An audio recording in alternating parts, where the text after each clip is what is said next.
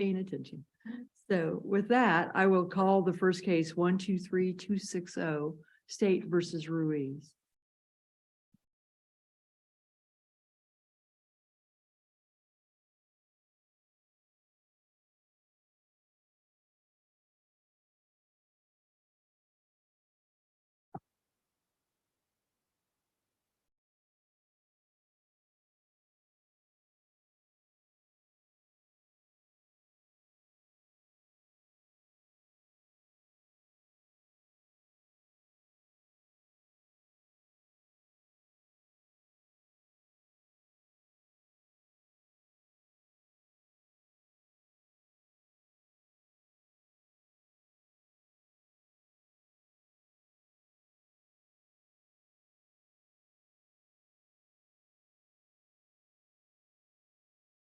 May it please the court, Patrick Dunn, Deputy Appellate Defender, here today on behalf of Maria Ruiz. I wanted to get my computer set up. It came in handy yesterday. This is kind of your time slot. I was just thinking, start off each morning with your argument. So We're here today with just a brief overview. Ms. Ruiz owned a restaurant in Dodge City. She fell on both personal and business hard times and fell behind in her taxes, took efforts to pay them, and was ultimately unsuccessful, however. Rather than the statutorily prescribed methods of going about this, the Attorney General's office came up with a novel theory of a way to prosecute this, as both under the Kansas Retailer Sales Tax Act and under our criminal theft statute. And apparently, press releases from the Attorney General's office indicate this is not the only time they're doing it. This is kind of a new thing. When you say it's kind of a new thing, I was wondering if is there a history of this, or is this, and I might ask Ms. Lifkin that. I'm maybe just curious, but has this been done in the past where in a tax collection case, they've also filed theft? Or there are according to the press releases from the Attorney General's website, there has been more than one of these types of cases. I had never heard of this before. right, okay. And I think they admitted that, and I believe the testimony of one of the revenue agents in this case was, I have my supervisors with me. This is a new thing that we're doing with this. So I think it's pretty obvious the legislature never intended this. Retail non-payment of taxes by the statute is a misdemeanor under the retail sales tax chapter. And I took a look last night just out of curiosity. It was one of those things at chapter 79 in general. And there are a lot of different other taxes that have penalties.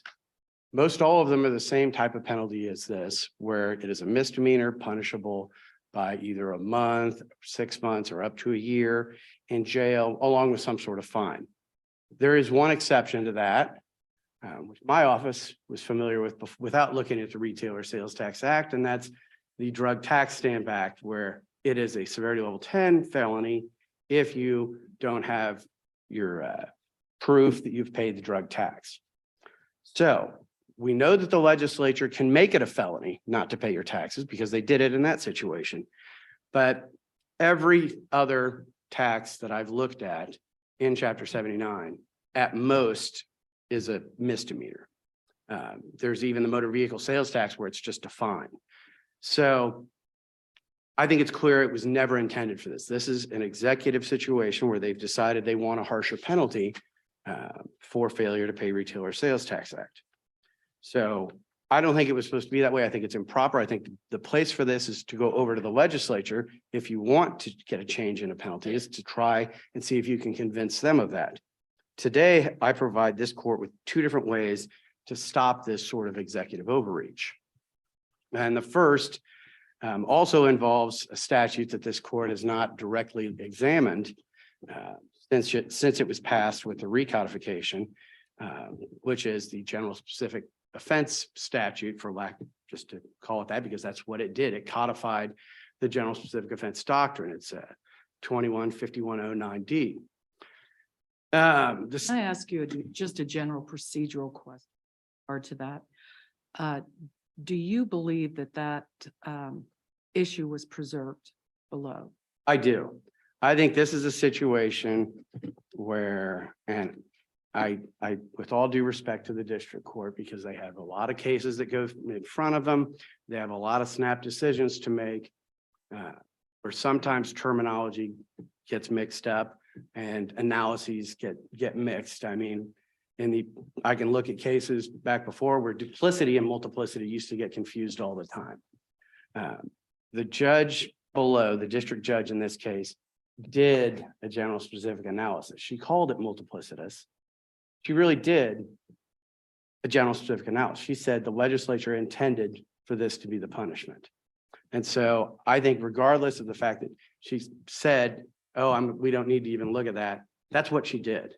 And so it was examined below, the analysis was done, so I think it was preserved for appeal. Furthermore, I think this is, if we want to look at it another way, this is a right for the wrong, or this court can affirm right for the wrong reason. Along those lines, do you think the court?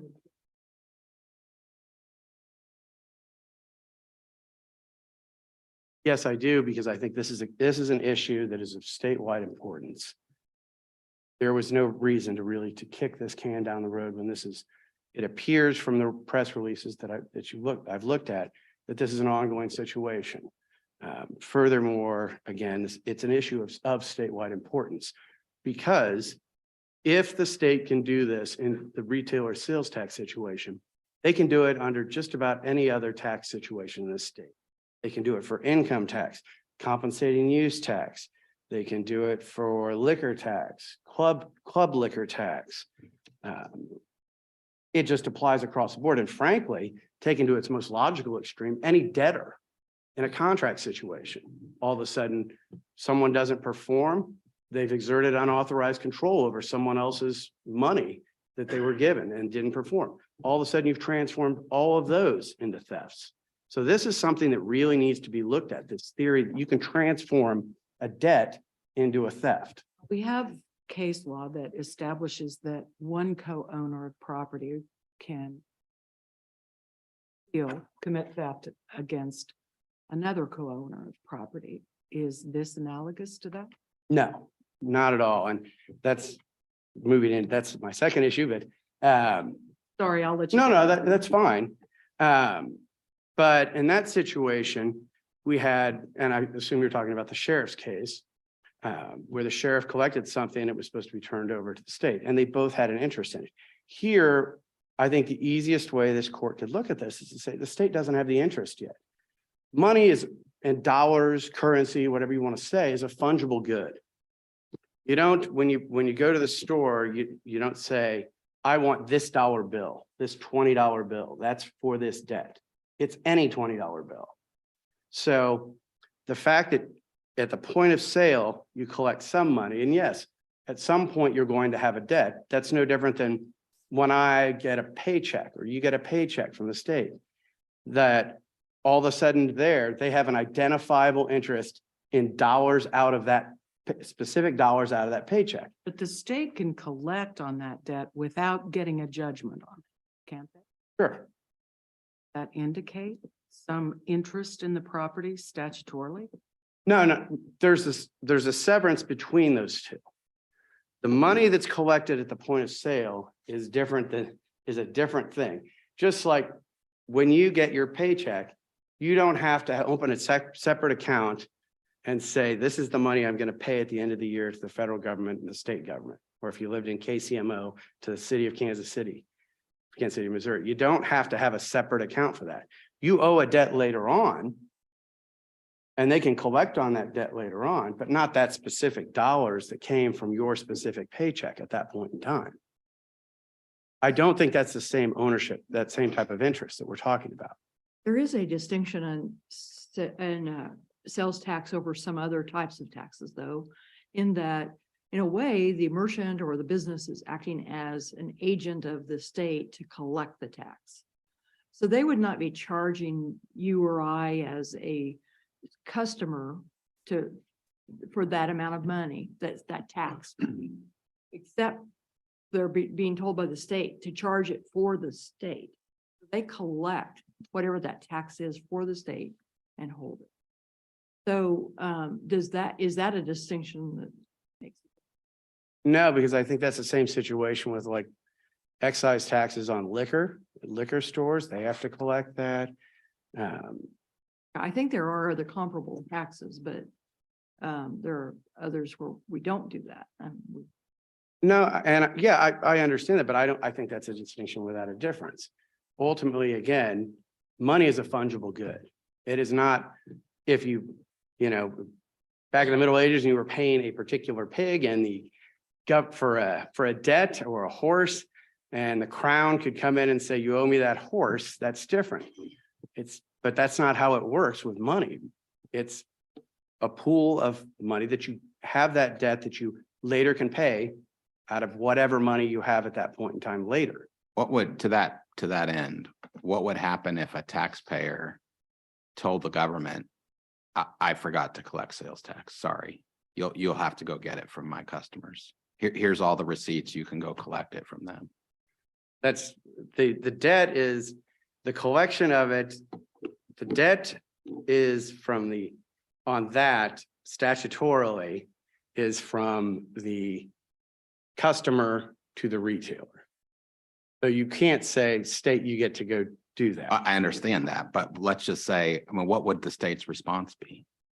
No, I think it'd be like any other civil suit when you get a judgment against somebody. The state would say, you owe me that money. I don't care Yeah. whether you collected it or not. It's a debt. Just like any other civil debt, if you went and said, well, someone else did this, no, you get to go after them later. The judgment's against you. Doesn't that suggest that it's a debt as opposed to some kind of a bailment you're holding my property in trust for me? Yes, I agree with you. And that's why I think that statute makes a distinction there.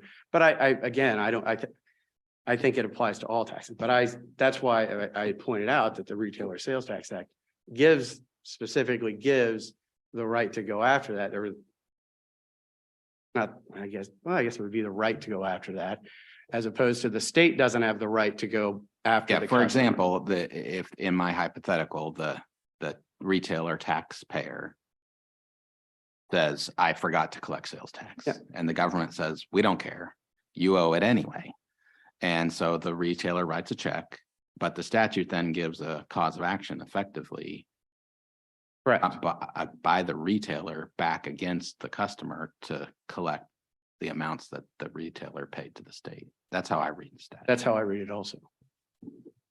Mr. Dunn, under 2150-109, it says, upon prosecution for a crime, the defendant may be convicted of either the crime charged or a lesser included crime, but not both. But here, this was brought up on a motion to dismiss. So we're not really, we don't have convictions yet, right? Are you talking about 5109B or 5109D? Oh, well, They're two different things. The lesser included offense portion, I think, is under subsection B. We have now Okay. there's kind of three different things there identical offenses are in E, specific generals in D, lesser included in B, and I'm forgetting. But D1 and 2, the statute only protects a defendant from being convicted of both crimes. correct. Yeah, the analogy is the same. I just wanted to be sure we're on the same Okay. page there. But here we don't have convictions. We're just at the charging stage, right? Correct. So is this appeal premature? No, it doesn't say it can't be raised before, and it simply says that you can't have that conviction. There's no restriction on when it has to happen. And frankly, there is no reason for it to go forward at any point if you can decide it then. I mean, you can file a motion to dismiss within X number of days of the preliminary hearing.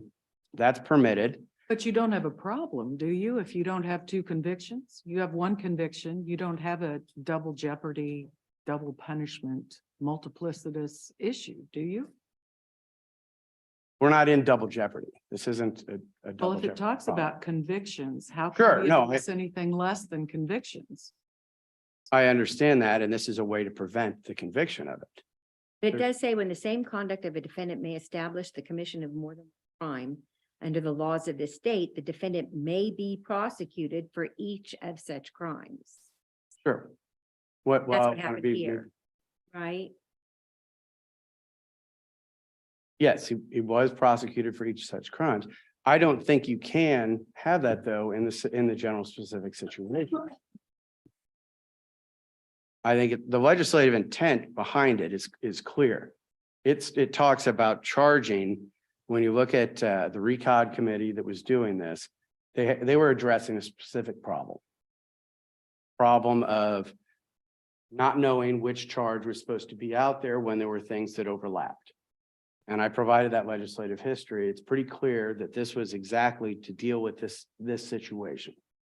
And if you're dealing with that situation, it makes no sense that you have to wait all the way until the conviction point comes when it's something that can be decided before that.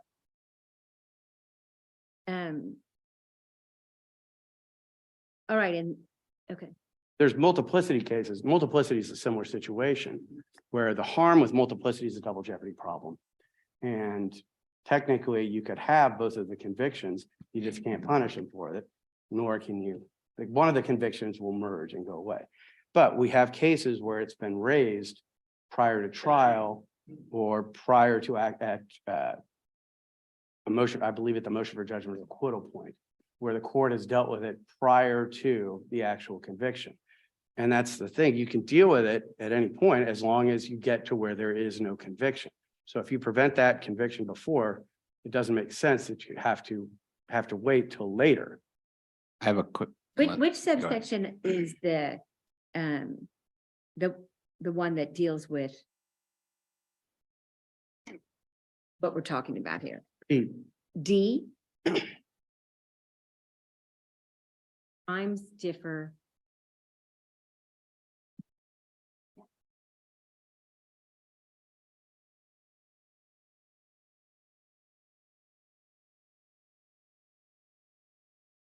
Well, no, I'm talking about the legislative history. That's, you can see from that they were talking about why they created this statute. Because this statute came with the 2010 RECOD. This wasn't present under the, when everything was in the 3000s. It's all from 2010. And the legislative history on that from the committee that I provided the court with in my brief has this and it directly is lifted from it. And this basically was a codification of a common law rule that this court had adopted, correct? Yes. And in Euler, we essentially disapproved of the use of that rule, but we didn't talk about the statute. And I would like to ask a substantive question about the statute. In Euler, we said we didn't disapprove of the concept behind it. We just said that the identical offense doctrine is the more rigorous way to analyze these issues. And my question is, doesn't this statute effectively codify the identical offense doctrine? And I wanted to ask specifically about the word only in the statute. When No. crimes differ only in that one, and doesn't that require a identity of elements, the word only? No, I don't Why think, not? I don't think it does. Well, I- if there are different elements, then it doesn't, those statutes don't fit under subsection D because they differ in more ways than only that one is general and one is specific. First, I don't think it can mean that because we have the legislature directly address the identical offense doctrine in subsection E. And that would be surplusage. And we know if we're wondering why this is there, and then we have a question, there's an ambiguity, and we go to legislative history, and legislative history tells us it's not supposed to be identical elements. Well, the It's something legislature different. just wrote what this court had written. I mean, they just adopted the rule that this court had recited. And in Euler, we said, look, what we were really talking about is the identical offense doctrine. Well, Euler was certainly a change from what had been years of court law on this. And we didn't have I mean, we can look straight at Wilcox. Wilcox isn't an identity of elements case. Do you think D is ambiguous? Like, do you think the word differ only, or the phrase when crimes differ only is I've- ambiguous? I think also when we look at conduct, when we're dealing with conduct, when we're dealing with D, we're not just dealing with elements. The only thing they differ in. I think if you look at it's the specific thing that the legislature was dealing with here was overlapping statutes, not statutes that are contained with one another. If we look at statutes that are contained wholly within one another, then we're back in lesser included offenses in subsection D, because 5109B2, I think it is, says that's one of the ways to have a lesser included offense is when all of the elements of one offense are part of another offense. That's already taken care of. This has to be something different than that. Off of Justice Stiegel's question, do you think then that it would be that Euler's concept of identical offenses should be slightly modified such as to say identical element, almost identical elements between the two crimes, with one having the additional element making it more specific? I think if we do that, then we're back in that's lesser included offenses then. No, it's You not have a one lesser more. included. It's the same crime. One has an additional element that makes the second crime a bit more specific. I'm having a hard time distinguishing. Subsection B says, Imagine all of the elements of theft. no, I understand the one- concept.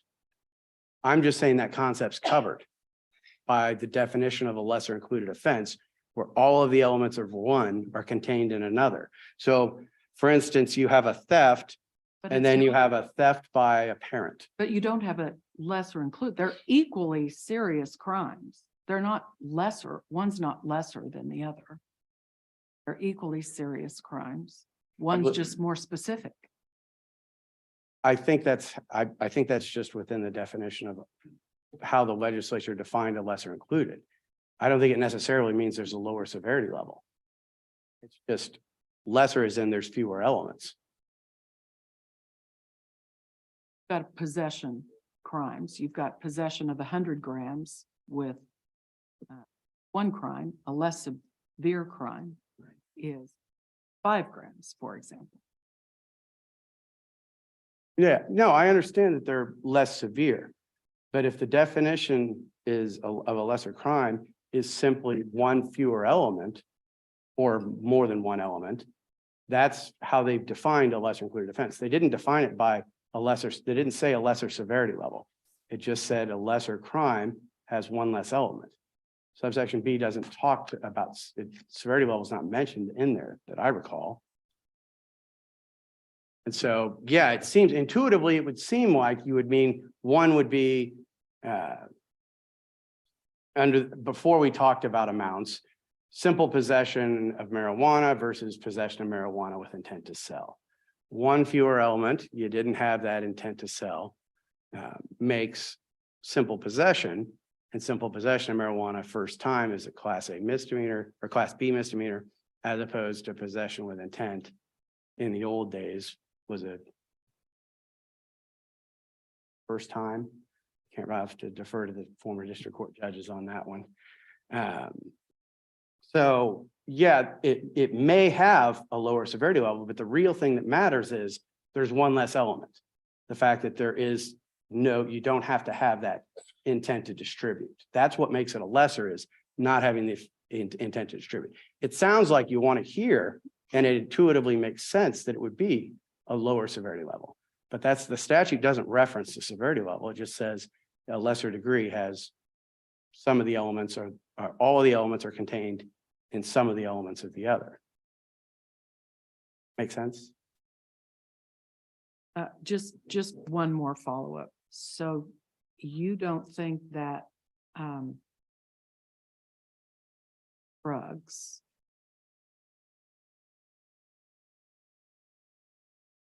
cocaine have the same elements? They're both drugs, but one is specifically. Well, we don't, What I'm saying is that you've got the same elements, intent to distribute an illegal drug, but the one can include methamphetamine or other drugs, but the other must be cocaine, more specific. we already have that. We don't have just a general possession of drugs in Kansas. That's I'm not. just using. I mean, I mean, I can see that as a hypothetical and that poses something different. Are all of the elements there? Or is that an identical element situation? Seems like that is an identical element situation. Are identical, except one And requires. then the state gets to cocaine. pick whichever one they want in that situation, which is what E says now. And they only get one of them, but that's if it's identical elements, the state gets to choose now. They statutorily abolished the old identical offense doctrine. And now the state does have absolute prosecutorial discretion on that. I think that's a different thing. Gone way over, so I assume if there's any other questions. Thank you. Thank you.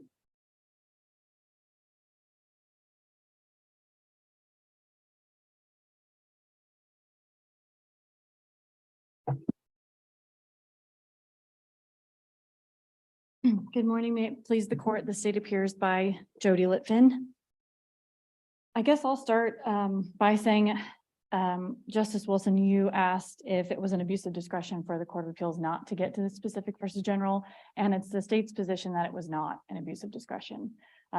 We got to this point on a motion to dismiss for multiplicity that was granted by the district court, and in their ruling, they specifically said that they weren't going to address the specific versus general. Now, the state does agree that it's briefed and this court could get to it under an exception, and it's ready for this court to get to, but I don't think that they abuse their discretion in not. And just Wasn't it following, raised at the district court level by the parties before the court? was it raised? Was it raised? Yeah, I believe it. I think it was. So then if it was raised, did the district court have the discretion not to rule on it? I think so. Sure. I mean, the district court took the multiplicity. There were several, I didn't go through all of the pleadings, but I think there were several routes that the district or that were presented in the motion to dismiss. There were some orders made at the district court that says, well, I'm not going to rule on it, but then she did rule on it anyway. But even so, was it preserved at the trial court below such that Court of Appeals was mistaken in saying it wasn't preserved? I don't know that the Court of Appeals said it wasn't preserved. I just think that they said, we're going to go with what the district court's ruling. I mean, the district court's ruling explicitly said, I'm not addressing specific versus general. And they were going to take that language on its face for what it's worth and, you know, just go with the multiplicity, which I think the district court explicitly ruled on and said it was multiplicitous. And the remedy was to dismiss the felony, which is incorrect. Making that ruling in paragraph 6 of the court's order, she said, when this court considers the legislative intent of the statute by its plain language and context within the overall Kansas Retailers Sales Tax Act, it appears that the intent was to define the specific actions that constitute violations of this act and the limits of the penalties for those actions set forth in the statute.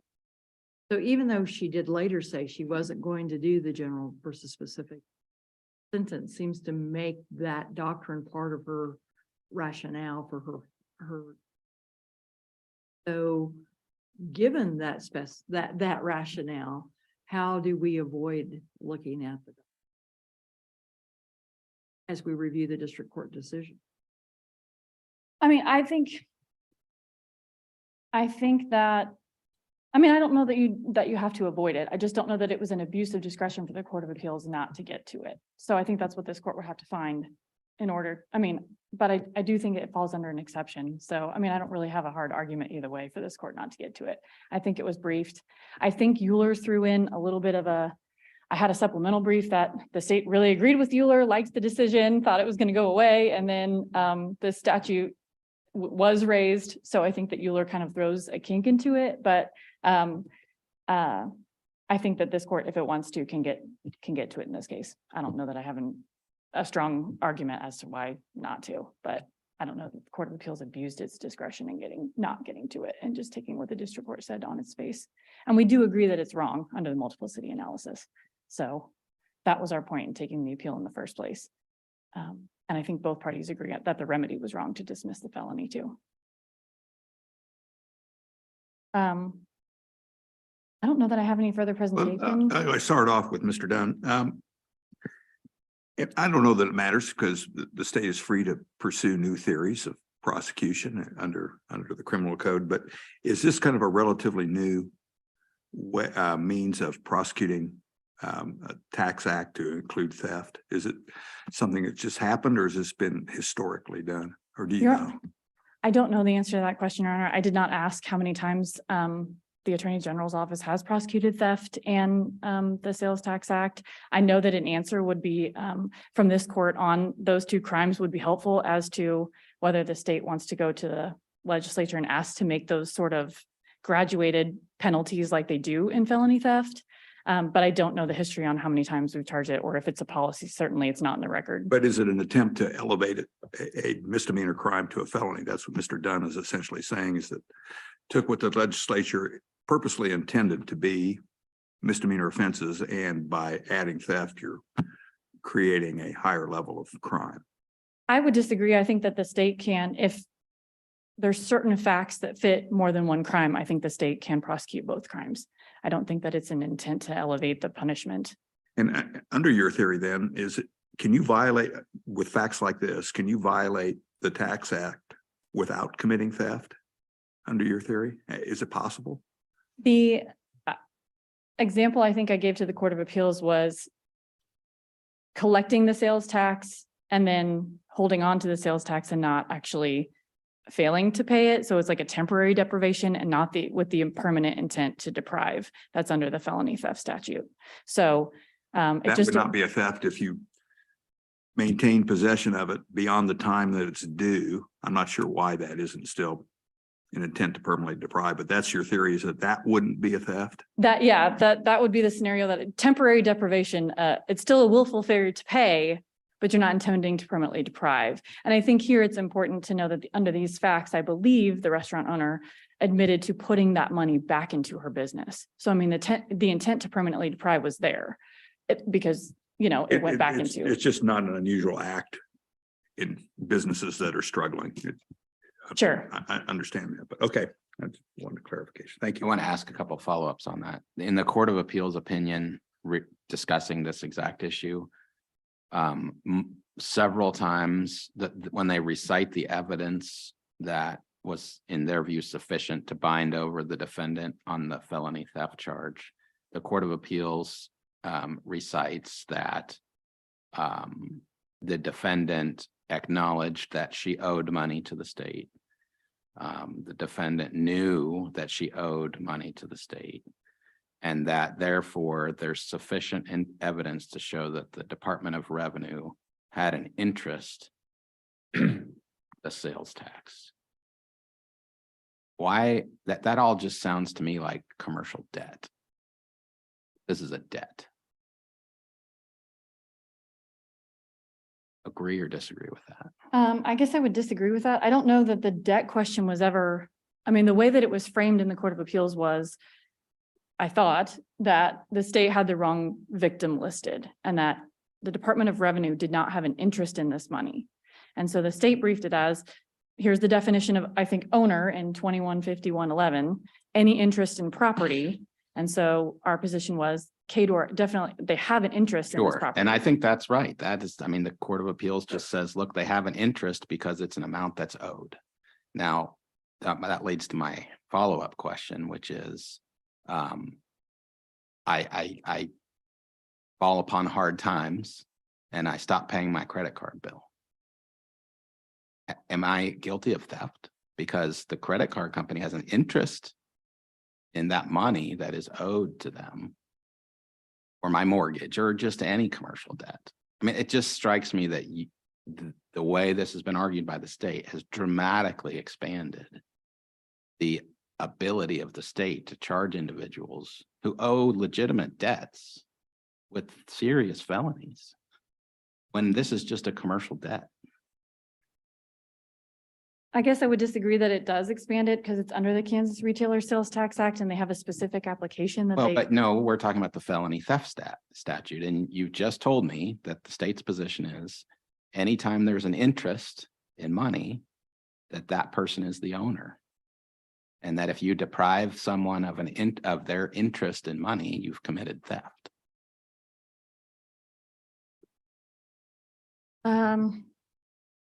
I guess I don't have a good answer for, for that, question. I mean, I guess if that's the case, then, I mean, I don't know that I have a good answer as to why it's not. Let me just last follow up. Do you think that's what the legislature intended with the felony theft statute, is to criminalize the deprivation of any interest in money?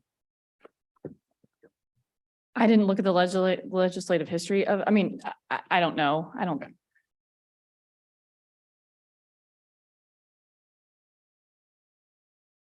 know that I have any other presentation unless there's any further questions. We've just asked the court to affirm the Court of Appeals opinion about the multiplicity and to reverse the district court's decision to dismiss the felony theft.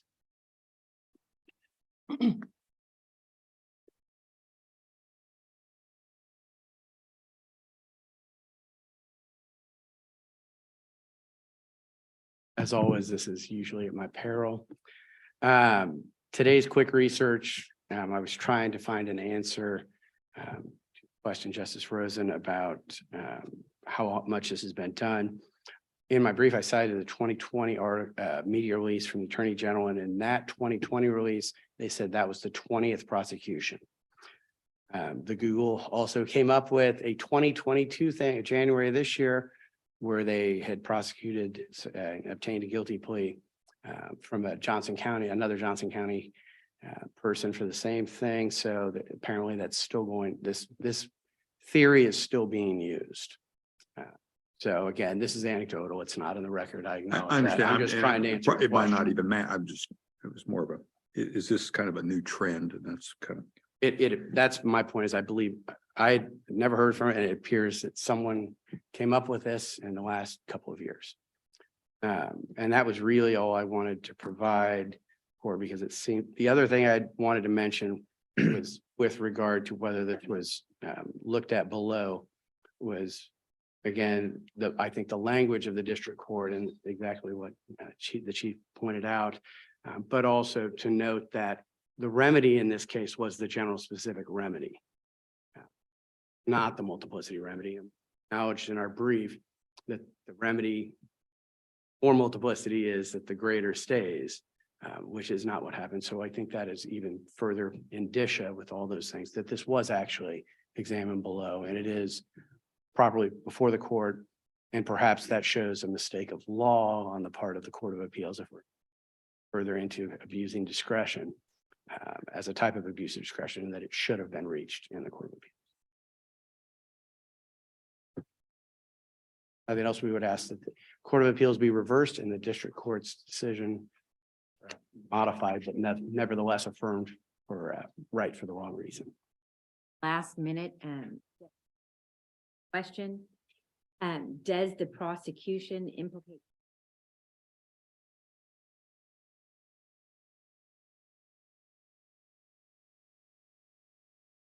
I think it quite likely does. In all fairness to the state, no one has raised this before, so I'm not quite sure that it's fair to talk about it now. But yeah, I think this is very similar in quite the same way. And I think it dovetails into why we don't have civil debts transform or commercial debts, as Justice Siegel transformed into crimes in this, which is basically what the state's theory does. Try and transform debts into using the theft statute into crimes. Well, there's a whole nother rabbit hole we could go down on this, but I guess if that's the shortest answer I could give. Hopefully that helps at home, and I hope I didn't just contribute to his own. Does send a follow-up email that says theft in cases of fraud. Thank you. Thank you to both counsel for your arguments in this matter. The court will take this appeal under advisement.